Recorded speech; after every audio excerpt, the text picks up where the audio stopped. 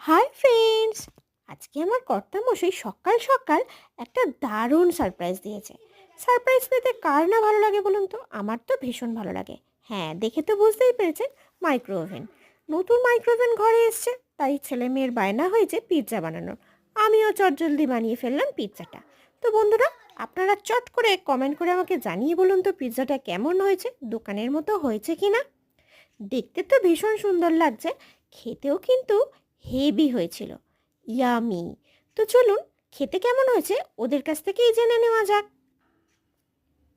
কেমন হয়েছে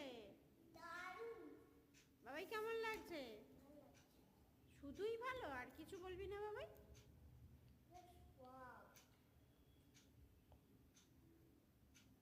ভিডিওটা যদি ভালো লেগে থাকে অবশ্যই কিন্তু বন্ধুরা একটা লাইক আর শেয়ার করতে ভুলবেন না। আজকের মতো টাটা।